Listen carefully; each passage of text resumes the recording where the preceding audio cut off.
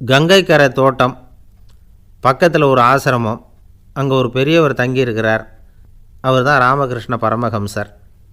அந்த ஆசிரமம் இருந்த இடம் கரக்பூர். வங்காளத்தில் பொதுவாக எல்லோரும் மீன் சாப்பிட்றது உண்டு. கங்கையில் குளிச்சுட்டு கையில் ஒரு மீனோடு வர்றது வழக்கம். இவர் இருக்கிற இடத்துக்கு கங்கையில் படகு வழியாக வரணும். அப்படி தான் எல்லோரும் வருவாங்க. வர்றவங்களை ஒன்று கூட்டி ஆன்மீக விஷயங்களை பற்றி பேசிக்கிட்டு இருப்பார். ஒவ்வொரு நாள் ஒவ்வொருத்தர் நகரத்துக்கு போகணும். வரும்பொழுது மீன் கொண்டுக்கிட்டு வரணும். அதுக்கு ஒரு அட்டவணையே உண்டு ஆசிரமத்தில். அது பிரகாரம் ஒரு நாள் சுவாமி யோகானந்தர் படகில் போனார். படகை செலுத்தினவங்க ராமகிருஷ்ணரையும் சுவாமி யோகானந்தரையும் மற்றவங்களையும் பித்தர்கள் அப்படின்னு சொல்லி ஏளனமாக பேசினாங்க. அவங்க என்ன பைத்தியம் பிடிச்சவங்க அப்படிங்கிறது மாதிரி. சுவாமி யோகானந்தருக்கு ரொம்ப மென்மையான இதயம். இவங்க இப்படி கண்ணாபின்னான்னு பேசுகிறத பார்த்தா மீனை வாங்கிட்டு திரும்புகிறப்போ என்ன நடக்குமோ அப்படிங்கிற பயம் வேறு வந்துட்டுது அவருக்கு. அவ்வளவு மென்மையானவர். இதை தெரிஞ்சுக்கிட்ட ராமகிருஷ்ணர், யோகானந்தா இங்கே வா அப்படின்னு கூப்பிட்டார். இவர் கண்ணீரை தொடச்சிக்கிட்டே கிட்ட போனார். சொன்னார், ஐயா, படகு ஓட்டுறவங்க உங்களை பற்றி மோசமாக பேசுகிறாங்க. என்ன திட்டினா பரவாயில்ல, ஆனால் உங்களை அவங்க திட்டுறாங்க. அதை என்னால் தாங்கிக்க முடியல அப்படின்னார். இதை கேட்டதும் ராமகிருஷ்ணருக்கு கோபம் வந்துட்டு தான். என்னது, உன்னுடைய குருவை பற்றி அவங்க மோசமாக பேசும்பொழுது நீ சும்மா இருந்தியா? வெளியில் போ அப்படின்னு விட்டார். குரு நிந்தனை செய்கிறப்போ அதை கேட்டுக்கிட்டு சும்மா இருக்கலாமா? குரு நிந்தனையை கேட்டால் பாவம் இல்லையா? என்னை தூற்றும்போது அவங்க பாவம் செய்கிறாங்க. அதை கேட்டுக்கிட்டு நீ சும்மா இருந்தால் நீயும் பாவம் செய்கிற அப்படின்னாராம். அடுத்த நாள் சுவாமி நிரஞ்சனானந்தர் போக வேண்டிய நாள். இவர் படகுல போகும்பொழுதும் அதே மாதிரி நடந்து தான். அவங்க மோசமாக பேச ஆரம்பித்தாங்க, திட்ட ஆரம்பித்தாங்க. அப்படி கேலி பண்ண ஒருத்தனை இவர் என்ன பண்ணார், பலார்னு கன்னத்தில் அரைஞ்சிட்டார். இன்னொருத்தனை கங்கையில் தூக்கி எறியறதுக்கும் தயாராகிட்டார். அதுக்கப்புறம் அவங்க யாரும் வாயை திறக்கலை. மீன் வாங்கிட்டு வர்றப்பவும் படகுல ஒரே அமைதி. அவ்வளவு பயம் அவங்களுக்கு. ராமகிருஷ்ணர் கூப்பிட்டு விசாரித்தார் என்ன நடந்ததுன்னு. இவர் சொன்னார், அவர் யோகானந்தா போகும்பொழுது என்ன நடந்ததோ அப்படியே தான் இப்போவும் நடந்தது. குரு நிந்தனை செய்கிறத கேட்டுக்கிட்டு நான் சும்மா இருப்பேனா? ஒருத்தனை அப்படியே அரைஞ்சுட்டேன், இன்னொருத்தனை ஆற்றுல தூக்கி போட்டுருவேன்னு பயமுறுத்தினேன், அவ்வளவுதான் அப்படின்னாராம். இப்போவும் ராமகிருஷ்ணருக்கு கோபம் வந்துட்டு தான். என்ன இது, அணியறது காஷாயம், இருக்கிறது ஆசிரமம், உனக்கு இவ்வளவு கோபம் வந்ததுன்னா அப்புறம் என்னத்துக்கு ஆசிரமத்தில் இருக்கணும்? பிரம்மச்சாரி எப்பவும் அமைதியாக இருக்கணும் அப்படின்னு அறிவுரை சொன்னாராம் ராமகிருஷ்ணர். அப்போ இவர் கேட்டாராம், ஏங்க அவருக்கு ஒரு விதமான அறிவுரை சொன்னீங்க, எனக்கு வேறு விதமாக அறிவுரை சொல்கிறீங்க, இதில் எது உண்மை அப்படின்னு கேட்டிருக்கார். இதுக்கு ராமகிருஷ்ணர் சொன்ன பதில் என்னென்னா, அட அசடே, சக்கரத்தில் காற்று அதிகமாக இருந்தால் குறைக்கணும், குறைச்சலாக இருந்தால் கூட்டணும். அவன் சாது, அவனுக்கு அதிக உணர்ச்சி தேவை, உனக்கு படபடப்பு அதிகம், உனக்கு பொறுமை தேவை அப்படின்னாராம். இதில் உள்ள கருத்து என்னென்னா, கல்விங்கிறது எப்படின்னா அதை சூழ்நிலைக்கு தகுந்த மாதிரி கற்பிக்கணும். எல்லாருக்கும் ஒரே மாதிரி கற்பிக்கக்கூடாது. கேட்குறவர் தகுதி, புரிஞ்சுக்கிற திறமை, இதை பொறுத்து கல்வி அமையணும். ஆரம்ப காலத்தில் ஒரு குரு, அப்போ ஒரு சீடன் இருந்தான். அது வேடிக்கையான குரு, வேடிக்கையான சீடன். ஒரு ஆசிரமம். ஒரு நாள் ஒருத்தன் அவசரமாக அந்த குருவை தேடி வந்திருக்கிறான். என்ன விஷயம்னு விசாரித்தார் குரு. உங்கள் சீடர் என்னை அடிச்சுட்டார் அப்படின்னு புகார் பண்ணானான் அந்த ஆள். குரு சீடனை கூப்பிட்டார். அடிச்சியா இந்த ஆளை அப்படின்னு கேட்டாரான். ஆமான் இருக்கான் சீடன். ஏன் அடித்தே அப்படின்னு கேட்டாரான். இந்த ஆள் உங்களை பற்றி மட்டமாக பேசிவிட்டான், என்னால் அதை தாங்கிக்க முடியல, அதனால தான் அடிச்சுட்டேன்ருக்கான். அப்படி என்ன பேசினான் அப்படின்னு கேட்டாரான். உன்னுடைய குருநாதர் இப்போல்லாம் அர்த்தமில்லாமல் பேச ஆரம்பிச்சுட்டார் அப்படின்னு சொல்லிவிட்டான், அதனால தான் அடிச்சுட்டேன் அப்படின்னானான். அதுக்காக அடித்தே அப்படின்னாரான். நான் அதுக்காக அடிக்கலை குருவே, இப்போல்லாம் நீங்கள் அர்த்தம் இல்லாமல் பேசுகிறதாக அவன் சொல்கிறான், அப்படின்னா இதுவரைக்கும் நீங்கள் அர்த்தத்தோடு பேசினதாகத்தானே அர்த்தம், அது தப்பு தானே, அதனால தான் அடித்தேன் அப்படின்னானான். ஒரு பெரியவர் உட்காந்துருக்கிறார். அவரை சுற்றி அவருடைய தோழர்கள் உட்காந்துருக்கிறாங்க. ஏதோ ஒரு முக்கியமான செய்தியை அவர் அவங்களுக்கு சொல்லிகிட்டு இருக்கிறார். அவங்களும் ஆர்வமாக கேட்டுக்கிட்டு இருக்கிறாங்க. இந்த சமயத்தில் யாரோ ஒரு ஆள் வேகமாக அங்கே வர்றார். வர்ற வேகத்திலேயே எனக்கு ஏதாவது உதவி செய்யுங்க அப்படின்னு கேட்டுக்கிட்டே வர்றார். கேட்குறது உதவி, ஆனால் குரல் மிரட்டுறது மாதிரி இருக்குது, அதட்டி கேட்குறது மாதிரி இருக்குது. இதை கேட்டதும் அந்த பெரியவர் ஆத்திரப்படலை. ஆனால் அவரை சுற்றி இருந்தவங்க ஆத்திரப்பட்டாங்க. இதை பெரியவர் கவனித்தார். கொஞ்சம் அமைதியாக இருங்கன்னார். வந்தவரை கூப்பிட்டார். அவருக்கு சில பொருள்களை கொடுத்தார். என்னங்க இப்போ உங்களுக்கு மகிழ்ச்சி தானே அப்படின்னார். ஆ அப்படின்னு அலட்சியமாக அவர் சொல்கிறார். நான் உங்களை நல்ல முறையில் நடத்தினேன்னா அப்படின்னு கேட்குறாரு அவர் மறுபடியும். அதெல்லாம் ஒன்றும் இல்லை அப்படின்னு சொல்லி அவர் சொல்லிகிட்டு இருக்கிறாரு. குரலில் கடுமை குறையில. சுற்றி இருந்தவங்களால் இதை பொறுத்துக்க முடியல. கோபத்தோடு அவரை நோக்கி நெருங்க ஆரம்பித்தாங்க. பெரியவர் அவங்களையெல்லாம் தடுத்து நிறுத்தினார். வந்தவரை வாங்க என்னோட அப்படின்னு சொல்லி அழைச்சிட்டு போனார். வீட்டுக்கு போனார். அங்கே போனதும் இன்னும் சில பொருள்களை எடுத்து அவர்கிட்ட கொடுத்தார். இப்போ திருப்தி தானே, நான் உங்ககிட்ட நல்ல முறையில் நடந்துக்கிட்டேனா அப்படின்னார். அவர் முகம் இப்போ தான் கொஞ்சம் மலர்ந்தது. ரொம்ப நன்றி, இறைவன் உங்கள் குடும்பத்துக்கு எல்லா நன்மைகளையும் செய்வான் அப்படின்னு சொன்னார். இதே வார்த்தைகளை என்னுடைய தோழர்கள்கிட்டே சொல்லிட்டீங்கன்னா அவங்க கோபம் தணிஞ்சிரும். வர முடியுமான்னார். கண்டிப்பாக வர்றேன் அப்படின்னாரு. மறுநாள் காலையில் அந்த இடத்துக்கு வந்தார். அதே மாதிரி சொல்லிவிட்டு அவர் போயிட்டார். தோழர்கள்லாம் ரொம்ப வியப்போடு பெரியவரை பார்த்தாங்க. அந்த பெரியவர் தான் நபிகள் நாயகம். அவர் சொன்னார், ஒருத்தன் ரொம்ப ஆசையாக ஒரு ஒட்டகத்தை வளர்த்துக்கிட்டு வந்தான். ஒரு நாள் அந்த ஒட்டகம் கயத்தை அறுத்துக்கிட்டு ஓடி போயிட்டுது. அக்கம் பக்கத்தில் இருக்கிறவங்கெல்லாம் அந்த ஒட்டகத்தை பிடிக்கிறதுக்கு முயற்சி பண்ணாங்க. அதை துரத்திக்கிட்டு ஓடினாங்க. ஒட்டகம் தாறுமாறாக ஓட ஆரம்பிச்சிது. இந்த சமயத்தில் ஒட்டகத்தை வளர்த்தவன் அங்கே ஓடி வந்தான். நீங்கள் அதை ஒன்றும் செய்ய வேணாம், விட்டுருங்க. அதோட சுபாவம் எனக்கு நல்லா தெரியும். அதை சுலபமாக என்னோடய வழிக்கு கொண்டுட்டு வந்துட முடியும். நான் பார்த்துக்கிறேன், விட்டுருங்கோ அப்படின்னா. எல்லோரும் விலைக்கு போயிட்டாங்க. இவன் என்ன செஞ்சான் தெரியுமா? கொஞ்சம் புல்லை கையில் எடுத்துக்கிட்டு அந்த ஒட்டகத்தை நெருங்கினான். அவ்வளவுதான். அது ஓடி இவன் காலடியில் உட்காந்துக்கிட்டது. செல்லமாக அதை அப்படியே தடவி கொடுத்தான். முதுகில் ஏறி உட்காந்துக்கிட்டான். அது பாட்டுக்கு சாதுவாக நடந்து போகுது. இந்த கதையை நபிகள் நாயகம் தம்முடைய தோழர்களுக்கு சொல்கிறார். ஒட்டகத்தை மட்டும் இல்லை, சில மனிதர்களையும் கூட சில விதத்தில் அணுகி தான் அவர்களை சீர்திருத்த வேண்டியிருக்குது அப்படிங்கிறத அவங்களுக்கு உணர்த்தினார். இது ஒரு அழகான உளவியல் அணுகுமுறை. சில குடும்ப தலைவர்கள் கூட இந்த ஒட்டகம் மாதிரி நடந்துக்கிறது உண்டு. அப்புறம் அடங்கி போகிறதும் உண்டு. ஒரு குடும்ப தலைவர் காலையில் எழுந்திரிச்சதுலேருந்து சத்தம் போட்டு கத்திக்கிட்டு இருப்பார். பக்கத்தில் இருந்தவங்கெல்லாம் ஓடி போய் சமாதானம் பண்ணி பார்த்தாங்க. அவர் ஓயறது மாதிரி தெரியல. கடைசியில் அவர் மனைவி வந்தாங்க. நீங்கள் எல்லாம் விலைக்கு போயிடுங்க, அவர் சுபாவம் எனக்கு தெரியும், நான் பார்த்துக்கிறேன் அப்படின்னாங்க. சரின்னு எல்லோரும் போயிட்டாங்க. சாயந்தரமாக பார்க்குறாங்க. அவர் சத்தம் இல்லாமல் ஒரு மூலையில் உட்காந்துருக்கிறார். ரொம்ப சாதுவா. ஆச்சரியமாக இருந்தது. என்னம்மா பண்ணீங்கன்னு கேட்டாங்க. அது ஒன்றும் இல்லைங்க, ஒரு வேளை சாப்பாட்டை நிறுத்தினேன், பட்னி போட்டேன், அவ்வளவுதான் அப்படின்னாங்க அந்த அம்மா.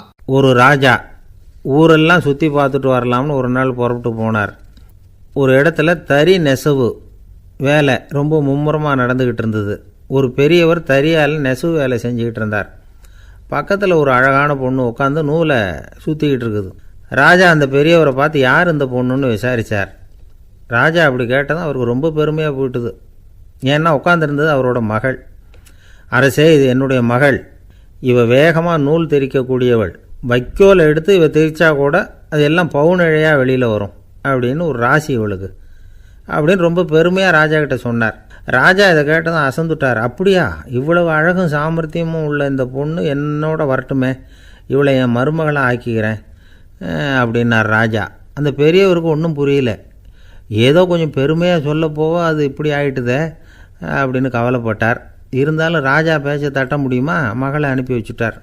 ராஜா அந்த பொண்ணை அரண்மனைக்கு அழைச்சிட்டு வந்தார். அங்கே ஒரு அறையில் வச்சு பூட்டி விட்டார். அந்த ரூமு நிறைய வைக்கோலை கொண்டாந்து போட்டு அடைச்சாங்க. 3 ராட்டைகள் வேறு வச்சுருந்தாங்க. நாளைக்கு பொழுது விடியறதுக்குள்ளே நீ இந்த வைக்கோலையெல்லாம் தங்க இழைகளாக மாற்றி காட்டணும். நாளைக்கு காலம்புற நான் இந்த அறை கதவை திறப்பேன். உன் தகப்பன் சொன்னது மாதிரி எல்லாம் தங்கமாக மாறி இருக்கணும், இல்லைன்னா நீ உயிர் தப்ப முடியாது அப்படின்னு உத்தரவு போட்டார். பாவம் அந்த பொண்ணு என்ன பண்ணும், பகல் பூரா அழுதுகிட்டே உட்காந்துருக்குது. ராத்திரி பூராவும் தூக்கம் வரல. மறுநாள் அதிகாலை நேரத்தில் யாரோ கதவை தட்டுற சத்தம் கேட்டுது. பயந்துக்கிட்டே கதவை திறக்கிறா. திறந்து பார்த்தா வெளியில் 3 அவலட்சணமான பெண்கள். ஒருத்திக்கு கால் அகலமாக முறை மாதிரி இருக்குது, இன்னொருத்திக்கு கட்டை விரல் கரண்டி மாதிரி பெருசாக இருக்குது, 3ஆவது பொண்ணுக்கு உதடு தடித்து ரப்பர் மாதிரி தொங்கிக்கிட்டு இருக்கு. யார் நீங்கள், உங்களுக்கு என்ன வேணும் அப்படின்னு கேட்குது இந்த பொண்ணு. நாங்கள் உங்களுக்கு உதவி செய்கிறதுக்கு தான் வந்திருக்கிறோம் அப்படின்னு சொல்லி உள்ளே வந்தாங்க. உட்காந்தாங்க. கொஞ்ச நேரத்துக்குள்ளே உள்ளே இருந்த வைக்கோலையெல்லாம் தங்க இழைகளாக மாற்றி கொடுத்துட்டு போயிட்டாங்க. காலையில் ராஜா வந்தார், பார்த்தார், ஆகா பேஷுனார். இன்னும் கொஞ்சம் வைக்கோலை கொண்டாந்து அந்த ரூமில் போட சொன்னார். இந்த வைக்கோலையும் இன்றைக்கி தங்கமாக மாற்றிவிடு, நாளைக்கு மறுநாள் உனக்கும் இளவரசனுக்கும் கல்யாணம்னு சொல்லிவிட்டார். இன்றைக்கி ராத்திரி அந்த 3 பொண்ணுங்களும் வந்தாங்க. வைக்கோலை பொண்ணு இழைகளாக மாற்றினாங்க, புறப்பட்டாங்க. இந்த பொண்ணு அவங்க காலில் விழுந்து வணங்கினா, என் உசுரை காப்பாற்றினீங்க, உங்களுக்கு நான் என்ன கைமாறு செய்ய போகிறேன் அப்படின்னா. பயப்படாத, நீ விரும்பினா எங்களுக்கு ஒரு உதவி செய்யலாம். உன்னுடைய கல்யாணத்துக்கு நாங்கள் 3 பேரும் வரோம். நீ எங்களை வரவேற்று ராஜாக்கிட்டேயும் இளவரசர்கிட்டையும் நாங்கள் உன்னோட பெரியப்பா பொண்ணுங்கன்னு சொல்லி அறிமுகப்படுத்தி வை, நாங்கள் விருந்து சாப்பிட்டுட்டு போயிடுறோம் அப்படின்னாங்க. ரொம்பவும் சந்தோஷமாக சரின்னு ஒத்துக்கிட்டா. கல்யாண நாள் வந்தது. கல்யாணம் ரொம்ப கோலாகலமாக நடந்துக்கிட்டு இருக்கு. எல்லா தேசத்து ராஜா ராணிகளும் வந்துக்கிட்டு இருக்கிறாங்க. அந்த 3 அவலட்சணமான பொண்ணுங்களும் சேர்ந்தாங்க. யார் இவங்கன்னு கேட்டார் ராஜா. என் பெரியப்பா பொண்ணுங்க அப்படின்னா அந்த பொண்ணு. காலும் உதடும் கட்டை விரலும் ஏன் இப்படி உங்களுக்கு அவலட்சணம் ஆயிட்டுது அப்படின்னு கேட்டார். அதுக்கு அந்த பொண்ணுங்க பதில் சொன்னாங்க. என்ன செய்கிறது, ஓயாமல் வைக்கோலை நூற்று ஒருத்தியோட கட்டை விரல் அப்படி கரண்டி மாதிரி ஆயிட்டுது. நாக்கில் தொட்டு தொட்டு திரிச்சதுனால ஒருத்தியோட உதடு அப்படி ஆயிட்டுது. காலால் கட்டையை அழுத்தி அழுத்தி தறி போட்டதுனால இன்னொருத்தையோட கால் அப்படி ஆயிட்டுது. உங்கள் மருமகளாக வந்திருக்கிற இந்த பொண்ணு அந்த 3ஐயுமே செய்ய தெரிஞ்சவ தான். என்ன ஆக போதும் இன்னும் கொஞ்ச நாளில் அப்படின்னாங்க. அவ்வளவுதான். ராஜா பயந்துட்டார். அம்மா, இன்னையிலேருந்து நீ இளவரசனின் மனைவி. நீ எப்பவும் அழகாக இருக்கணும். அதனால் நீ இனிமேல் வைக்கோலை திரிக்கவே கூடாது அப்படின்னு உத்தரவு போட்டார். அவளை இக்கட்டான சூழ்நிலையிலிருந்து காப்பாற்றின அந்த 3 பொண்ணுங்களும் சந்தோஷமாக திரும்பி போயிட்டாங்களாம். சுவாமி சின்மயானந்தர் இந்த கதையை சொல்லியிருக்கிறார். தன்னலம் மறந்து சுயலாபத்தை தியாகம் செய்கிறது வைக்கோல்லேருந்து தங்க இழையை நூக்கிறது மாதிரி அப்படிங்கிறார் அவர். அது இருக்கட்டும், இப்போ நம்ம கதைக்கு வருவோம். ஒரு ராஜா தன்னோட மகனுக்கு சுயவரம் நடத்தினார். எல்லா தேசத்திலிருந்தும் ராஜகுமாரர்கள் வந்திருந்தாங்க. ராஜகுமாரியை கல்யாணம் பண்ணிக்கலாம்ங்கிற ஆசையில் சுயம்பர மண்டபத்திலேருந்து எல்லா ராஜகுமாரர்களும் அலறி அடிச்சுக்கிட்டு வெளியில் ஓடி வந்துக்கிட்டு இருக்கிறாங்களாம். ஏன் இப்படி எல்லாரும் மிரண்டு போய் ஓடி வர்றாங்கன்னு கேட்டார் ஒருத்தர். அதுக்கு இன்னொருத்தர் விவரம் சொன்னார். ராஜகுமாரியை இன்றைக்கி தான் அவங்க நேரில் பார்த்தாங்களாம், அதுதான் இப்படி ஓடி வந்துக்கிட்டு இருக்கிறாங்க அப்படின்னார். ஒரு தடவை நாரதர் ஒரு தெரு வழியாக போய்கிட்டு இருந்தார். வழியில் ஒருத்தர் வேத சாஸ்திரம்லாம் படிச்சுக்கிட்டு உட்காந்துருந்தார். அவர் நாரதரை பார்த்து எங்கே போயிட்டுருக்குறீங்கன்னு கேட்டார். கடவுளை பார்த்துட்டு வரலாம்னு போயிட்டுருக்கிறேன் அப்படின்னார் நாரதர். அப்படின்னா அவர்கிட்ட எனக்கு எப்போ முக்தி கிடைக்கும்னு கேட்டுட்டு வாங்களேன் அப்படின்னார் இவர். சரி, கேட்டு வரேன் அப்படின்னு சொல்லிவிட்டு நாரதர் நடந்தார். கொஞ்சம் தூரத்தில் ஒரு மரத்தடியில் ஒரு தொழிலாளி செருப்பு தைச்சிக்கிட்டு உட்காந்துருந்தார். அந்த ஆளும் அதே மாதிரி கேட்டுக்கிட்டார். எனக்கு எப்போ முக்தி கிடைக்கும்னு கடவுள்கிட்ட கேட்டுக்கிட்டு வாங்களேன்னார். அவர்கிட்டையும் சரின்னு சொல்லிவிட்டு நாரதர் நேராக வைகுண்டத்துக்கு சேர்ந்தார். கடவுளை பார்த்தார். இவங்க 2 பேரும் சொல்லி அனுப்பின விஷயத்தை பற்றி கேட்டார். அதுக்கு கடவுள் சொன்னார், அந்த செருப்பு தைக்கிற தொழிலாளி உடல் நீத்ததும் உடனே என்னை அடைவான். ஆனால் அந்த சாஸ்திரம் படித்த ஆள் இப்போதைக்கு என்கிட்ட சேர மாட்டான். அவன் இன்னமும் பல பிறவிகள் எடுத்து அங்கேயே இருக்க வேண்டியிருக்குது. எப்போ இங்கே சேருவான்னு எனக்கே தெரியாது அப்படின்னார். நாரதருக்கு இதோட ரகசியம் என்னங்கிறது புரியல. எனக்கு ஒன்றும் புரியலையேன்னாரான் கடவுள்கிட்ட. சீக்கிரம் புரிஞ்சுக்குவேன், நீ திரும்பி போகிறப்போ நான் இங்கே வைகுண்டத்தில் என்ன செஞ்சுக்கிட்டு இருக்கேன்னு கேட்டால், ஒரு ஊசியின் துவாரத்தில் ஒரு யானையை கோத்துக்கிட்டு இருக்கிறேன்னு அவங்கக்கிட்ட சொல்லு அப்படின்னார் கடவுள் சிரிச்சுக்கிட்டே. நாரதர் பூமிக்கு திரும்பினார். கடவுளை பார்த்தீங்களா, எப்படி இருக்கார் அப்படின்னு விசாரித்தார் வேத சாஸ்திரம் படித்தவர். ஓ பகவானா, அவர் யானையை ஊசியின் காதில் நுழைச்சிக்கிட்டு இருக்கிறார் பார்த்தேன்னார் நாரதர். ஊசி காதில் யானையா, அது எப்படி முடியும்? நீங்கள் சொல்கிறத நான் நம்ப மாட்டேன்னு விட்டார் அவர். சரி, இந்த ஆளுக்கு இறைவன் பேரில் நம்பிக்கை இல்லை அப்படிங்கிறத நாரதர் புரிஞ்சுக்கிட்டார். அடுத்தபடியாக அந்த தொழிலாளி இருந்த இடத்துக்கு போனார். இறைவனை பார்த்தீங்களான்னு கேட்டார் அவர். பார்த்தேன், ஒரு ஊசி துவாரத்தில் யானையை கோத்துக்கிட்டு இருந்தார் அப்படின்னு சொல்லிவிட்டு நாரதர் அந்த ஆள் முகத்தை கவனித்தார். அந்த தொழிலாளி இதை கேட்டுட்டு கொஞ்சம் கூட ஆச்சரியப்படலை. அவரால் முடியாத காரியம் கூட உண்டானார். என்ன இப்படி சொல்கிற, ஊசியின் துவாரத்தில் யானையை கோக்க முடியும்னு நீ நம்புறியா அப்படின்னு கேட்டார் நாரதர். நிச்சயமாக நம்புகிறேன்னார் அவர். அது எப்படி அப்படின்னு கேட்டார் இவர். இதை பாருங்கள், நான் இந்த ஆலமரத்தடியில் தான் தினமும் உட்காந்துருக்கிறேன். தினமும் இந்த மரத்திலிருந்து எவ்வளவோ பழம் கீழே விழுது. இந்த பழத்தில் இருக்கிற ஒவ்வொரு விதையிலேயும் உள்ள ஒரு ஆலமரம் இருக்குது. ஒரு சின்ன விதைக்குள்ளே ஒரு பெரிய ஆலமரம் இருக்க முடியுங்கிறப்போ ஊசி துவாரத்தில் கடவுள் வந்து யானையை நுழைய வச்சாருங்கிறத ஒத்துக்கிறதுல என்ன கஷ்டம் இருக்குது அப்படின்னு ரொம்ப சர்வசாதாரணமாக பதில் சொன்னாராம் அந்த தொழிலாளி. நாரதர் யோசனை பண்ணார், இந்த தொழிலாளி வேத சாஸ்திரங்களையெல்லாம் படிக்கலைன்னா கூட அறிவுபூர்வமாக சிந்தித்து இறைவனை நம்புகிறான். அதனால தான் கடவுள் இந்த ஆளுக்கு சீக்கிரம் முக்தி கிடைக்கும்னு சொன்னார் அப்படிங்கிறத புரிஞ்சுக்கிட்டாராம். இந்த கதையில் வர்ற கடவுள், நாரதர், வைகுண்டம் இதெல்லாம் ஒரு பக்கம் இருக்கட்டும், ஒரு சின்ன விதைக்குள்ளே ஒரு பெரிய ஆலமரம் தூங்கிக்கிட்டு இருக்கு அப்படிங்கிற உண்மை, அந்தரத்தில் 1000 கிரகங்கள் சுற்றிக்கிட்டு இருக்குங்கிற உண்மை, இதெல்லாம் வந்து நாம் பார்த்துக்கிட்டு தானே இருக்கிறோம். இந்த உண்மைகள் வந்து அதிசயமாக நமக்கு தெரியறதுனால அதை வந்து நம்பாமல் இருந்துட முடியாது. இயற்கையை பரிபூர்ணமாக நம்புங்கள், அந்த நம்பிக்கையே நம்ம வாழ்க்கைக்கு ஆதாரம் அப்படிங்கிறத விளக்கிறதுக்காக தான் இந்த கதை. இந்த காலத்தில் நம்ம பிள்ளைங்களுக்கெல்லாம் இது மாதிரி நம்பிக்கை அதிகமாகவே இருக்குது. ஒரு நாள் ஒரு சின்ன பையன்கிட்ட கேட்டேன், ஏன்பா கடவுள் வந்து ஒரு பானைக்குள்ளே ஒரு யானையை நுழைய வச்சுட்டாருன்னு சொன்னால் அதை நீ நம்புவியா அப்படின்னு கேட்டோம். நம்புவேன் சார், அது ஒன்றும் பெரிய அதிசயம் இல்லைன்னா. எப்படிறான்னு கேட்டோம். எப்படின்னா அந்த பானை வந்து அந்த யானையை விட பெருசாக இருந்திருக்கும், அவ்வளவுதான் அப்படின்னு சொல்கிறான். ஒரு ஊரில் ஒரு ராஜா இருந்தார். அவர் அடிக்கடி காட்டுக்கு வேட்டையாட போவார். சில நண்பர்களையும் கூட அழைச்சிக்கிட்டு போவார். காட்டுக்கு போனதும் ஆளுக்கு ஒரு பக்கமாக போய் வேட்டையாடுவாங்க. சாயந்தரமாக திரும்பி வருவாங்க. மறுநாள் அரண்மனையில் உட்காந்து ஒவ்வொருத்தரும் அவங்க அனுபவங்களையெல்லாம் சொல்லிக்குவாங்க. அவங்க வீரத்துக்கு தகுந்த மாதிரி பரிசை அந்த ராஜா கொடுப்பார். இது மாதிரி ஒரு தடவை எல்லோரும் வேட்டைக்கு போயிட்டு திரும்பி வந்ததும் உட்காந்து பேச ஆரம்பிச்சிருக்கிறாங்க. ஒருத்தன் சொன்னான், தன்னுடைய வீர தீர செயலை பற்றி அளக்க ஆரம்பிச்சிட்டான். ஏன்னா அதுக்கு பரிசு கிடைக்க போகுதில்ல, அதனால். அவன் என்ன சொன்னான் தெரியுமா? அரசே, நேற்றுக்கு காட்டில் என்னாச்சு தெரியுமா? எனக்கு நேராக ஒரு சிங்கம் வாயை திறந்துக்கிட்டு வந்துட்டுது. நான் பயப்படவே இல்லை. உடனே ஒரு கல்லை எடுத்து குறி பார்த்து வீசினேன். சிங்கத்து வாய்க்குள்ளே போய் அந்த கல் மாட்டிக்கிட்டுது. அவ்வளவுதான். அந்த சிங்கம் என்னை பார்த்துட்டு பயந்துட்டு ஒரே ஓட்டமாக திரும்பி ஓடி போயிட்டுது அப்படின்னா. ஆஹா பலே அப்படின்னு எல்லோரும் கை தட்டினாங்க. ரெண்டாவது ஆள் ஒருத்தன் எழுந்திரிச்சான். அவன் சொல்ல ஆரம்பித்தான், அரசே, நான் போன வழியில் 2 பெரிய மலைப்பாம்பு கிடந்தது. என்னை முழுங்கிறதுக்கு வந்தது. நான் என்ன பண்ணேன் தெரியுமா? அந்த 2 பாம்போட வாலையும் ஒன்றா சேர்த்து முடிச்சு போட்டுட்டேன். அவ்வளவுதான். அது அங்கே இழுக்க இது இங்கே இழுக்க முடிச்சு நல்லா இறுகி போட்டுது அப்படின்றான். ஆஹா அற்புதம்னு சொல்லி எல்லாரும் கை தட்டினாங்களாம்.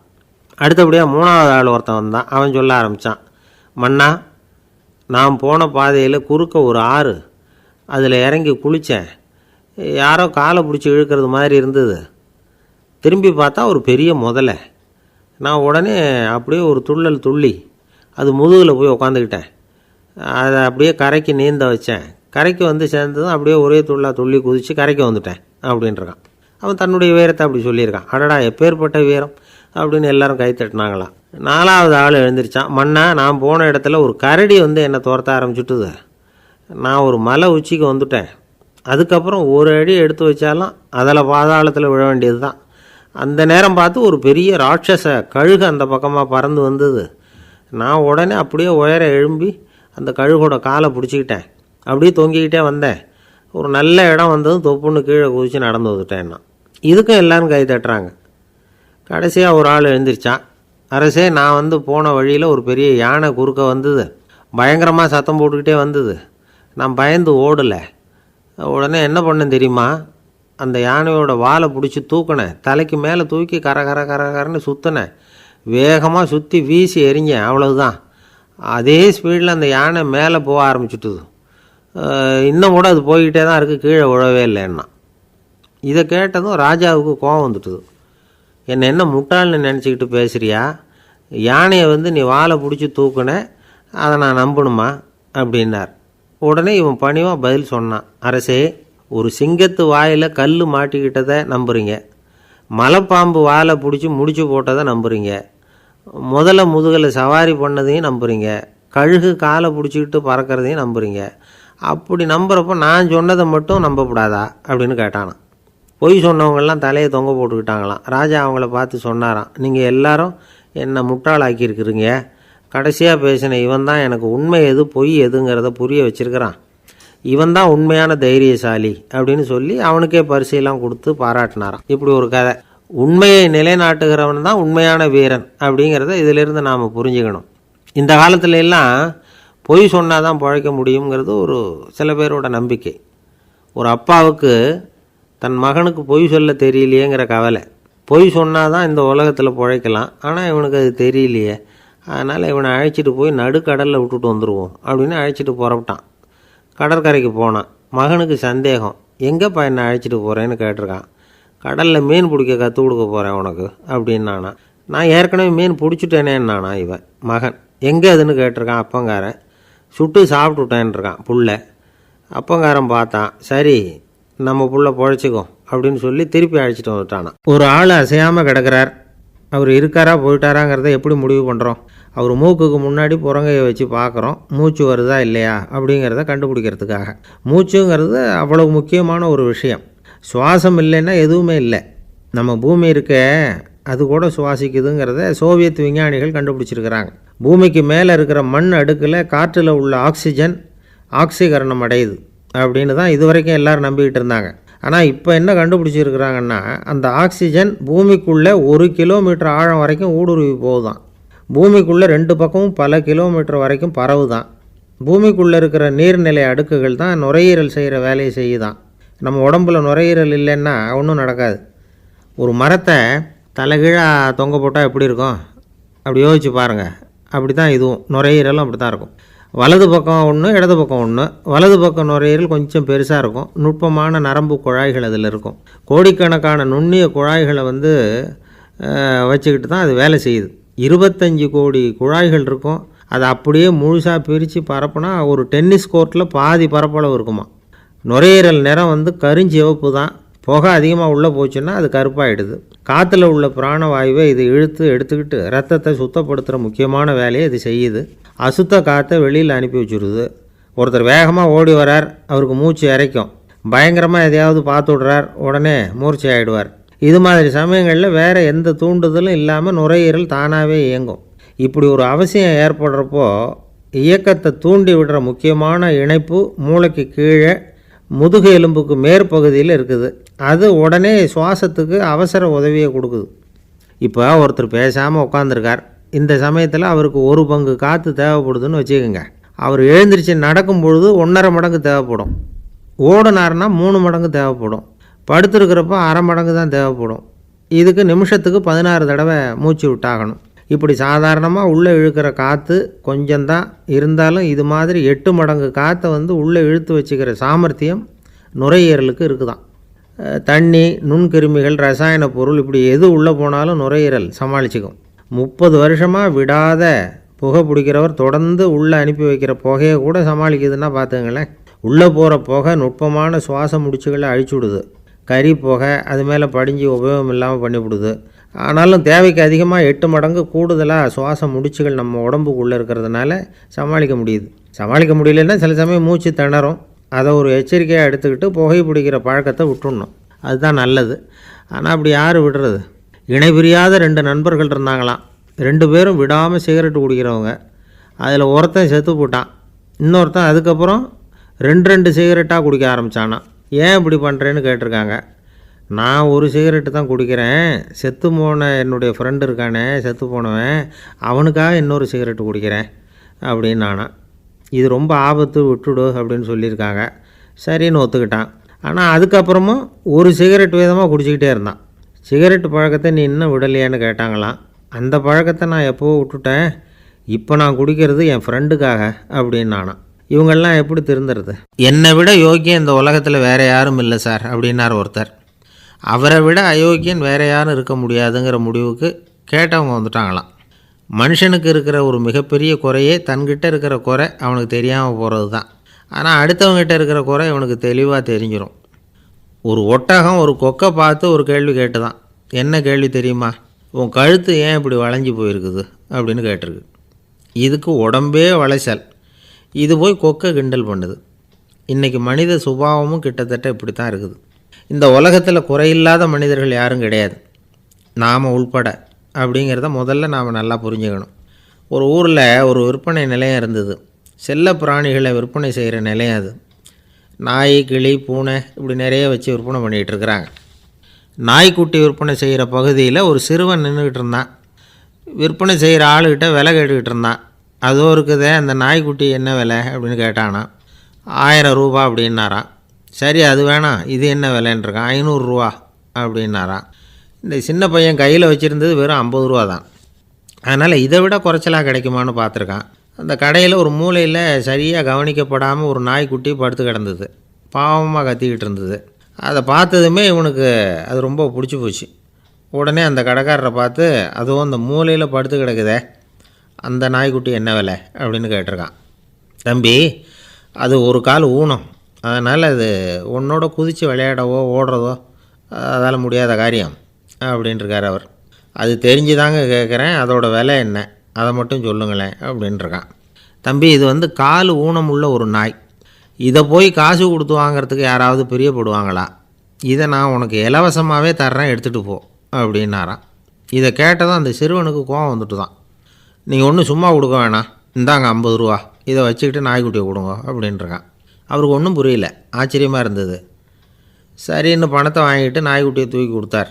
அந்த சிறுவன் அந்த நாய்க்குட்டியை 2 கையாலையும் வாங்கினா, மார்போடு பிரியமாக சேர்த்து அணைச்சிக்கிட்டான். தெருவில் இறங்கி நடக்கிறான்.